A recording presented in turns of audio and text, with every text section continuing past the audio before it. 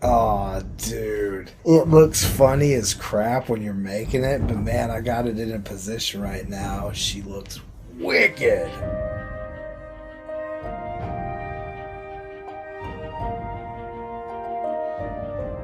This time on Off the Tongue, we'll be discussing some new information about the Elder Scrolls Online. ZeniMax Online Studios gave us a little update on Cyrodiil, siege weapons, and stealth mechanics. We'll also announce the winner of our Witcher 2 contest. Welcome to Off the Tongue. Yeah!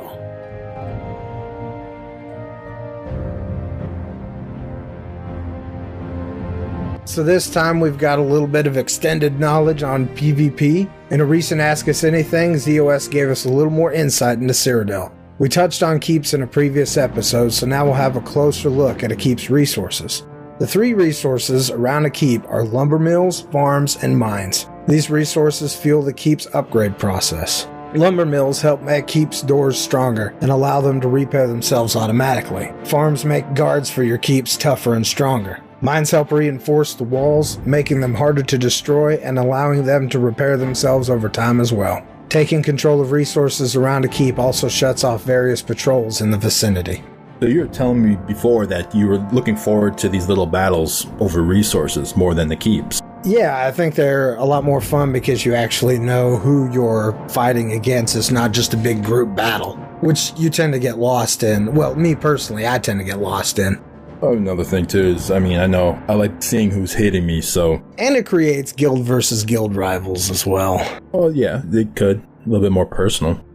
Alright, so next is leveling in Cyrodiil. ZOS reassures us that there will be a lot of activities in Cyrodiil other than PvP combat, like questing and exploring. And the inconsistency is due to the fact that there will always be a potential for player versus player conflict. Yeah, I know I said that I wanted to level up in Cyrodiil, and it being my first character, people are probably going to get to level 50 a lot faster than me. Yeah, same here. But you know what? I don't mind. Then again, if I win those conflicts all the time that arise in Cyrodiil, I'll probably level pretty fast. You're hoping. But then again, we've always played on PvP servers, you know. Yeah. I said in previous videos that I'm going to spend like all my time there. But I forgot about one thing when I, said that, was that having to go out and look for books outside of Cyrodiil, Sky Shards. Yeah, Sky Shards. Now, I'm not sure. I haven't heard anything as to whether or not Sky Shards will be in Cyrodiil or not. Collecting 3 Sky Shards forms a point that you can put into a skill. Just throwing that out there in case people don't know what we're talking about. Yeah. So, I'm going to have to go out there, out in PvE zone, and, grab the books. Now, which books? Like just lore books laying around, or the books that give you reputation with the Mages Guild? Whatever activity that will help me increase my skills, I'll be doing. And that's going to be weighed on to if it's viable in PvP for me. So if it's books, whatever, I'll be doing it if it pertains to PvP. Yeah, as long as it funnels into that end game for us. So next up, we've got some information about siege weapons. I know everybody's been waiting for this. Yeah, shed more light on it. Exactly. So siege weapons can be obtained and constructed by purchasing them with alliance points. So far, there are 4 types of siege weapons available. Ballista, catapults, and trebuchets can be packed up after they've been deployed, or in order to reposition them. So basically, you're going to be able to purchase these siege weapons, and you're going to be able to pack them up in your bag and unpack them wherever you want to set them up at. I don't know about you, but I don't want to stand inside a keep when everything's falling. No, of course not. I think ballistas, we've seen in other games where it just doesn't shoot one projectile. Yeah, actually in Skyrim, the Dwemer ballistas that are in the Dwemer ruins, they've got 3 bolts sticking out of them, so... Yeah, there might be multiple bolts. And that actually might be something that you can upgrade in your skill tree. Yeah, maybe.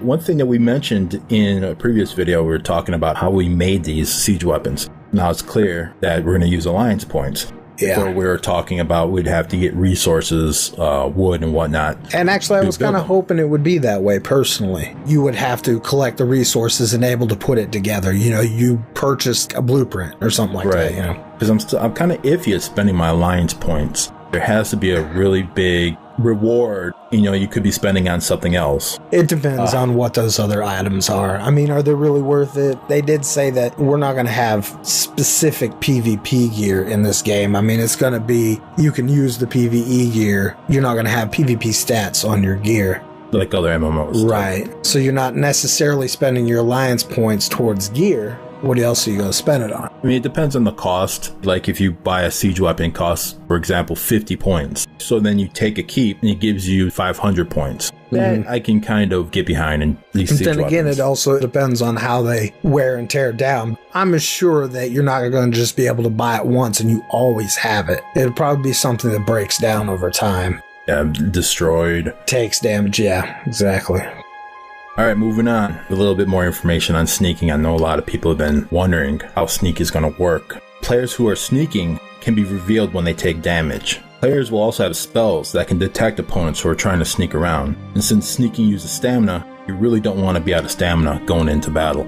I was actually reading an article about sneaking. I think it was at shadowmare.com. Sneaking in PvE is going to be like how it was in Skyrim. You're going to have the eyeball open as you're being seen and, closed, you're hidden. But it's going to work differently in PvP. When you're cloaked or stealth, other opponents are going to see a shadow underneath your feet moving around. But if you stick to the shadows, they're not going to see you. It really helps for players to really be sneaky and just not like how we've always seen in WoW, that they're totally invisible. You'll still be able to see them in some way. Okay, so next up we're going to take a look at Cold Harbor. This past week, we got to see a new video released by ZOS that featured the dark and dreary environment that forms Molag Bal's Plane of Oblivion. Yeah, it looks awesome. Just make the entire game setting in Cold Harbor and I'll quit all my subscriptions right now. No joke. I can't wait to actually play in this place. One thing also, it shows the Dark Acres coming down. Yeah, and it actually kind of made me wonder. I know in Oblivion, the portals to Oblivion, you had to go in and you had to destroy the tower inside that was opening that portal. So what I'm wondering is during these Dark Acres, are you going to have to do something similar to actually close the Dark Acre that will take you into the plane of Cold Harbor? Actually, I don't think it will be like that. Of course, the Dark Acre will come down, you defeat the minions that are surrounding it, and destroy the anchor. So if you have to go back to Cold Harbor to retrieve your soul, like it says in the video, you have to find out why your soul is so important. I think that's going to be in the tutorial when you're first starting out in Cold Harbor. Really? I'm hoping for more content to this, or at least, an expansion. Yeah, I think we'll be able to go to Cold Harbor in a future expansion. Well, let's hope so, because I love this place. All right, can I announce the winner to our contest? I already know who it is. Not you. In our last video of Off the Tongue, we held a small contest with the prize being a digital copy of The Witcher 2 on Steam. Our favorite comments were ones that really sparked debate between us, and we want to thank everybody who left a comment. Alright, so without any further ado, the winner is... ESO Fanatics. Yeah! Congratulations. Congratulations. Enjoy your copy, because I'm playing through it right now. Yes. I mean, we debated on this for probably a good hour. There was bloodshed. ESO Fanatics says, one thing I hope to see out of the game is slightly more fulfilled class roles. I hope the developers do something to avoid the mistake Guild Wars 2 had with its grouping. When I went to an instance with a group, nobody seemed to have any reliance on anyone else. This takes away from the actual cooperation aspect of playing with others. And isn't that why we group with others? You should have to rely on your buddies a bit. Yeah, I definitely agree. I'm kind of wondering, given that everybody can do everything in the game, or has the option to do everything in the game, are they going to pick roles naturally, or are they just going to be one-man powered? Like when you played in a Star Wars instance, you weren't really playing off of each other as much as you were a powerhouse.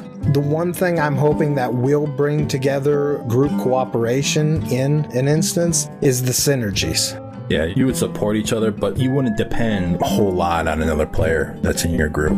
Like the more you're able to play off of each other, the more you can find out better ways to get through obstacles. Yeah, I think as much as they've talked up synergies, I think that can help. If it is as great as they say it is, that could really fill in this void. I have to agree with ESO Fanatics that I played Guild Wars 2 also, and I just didn't depend on anybody but myself. Maybe it's changed now, was in Rift with the bards. You'd be surprised how they can turn the tide quickly when you're dropping in health. Yeah.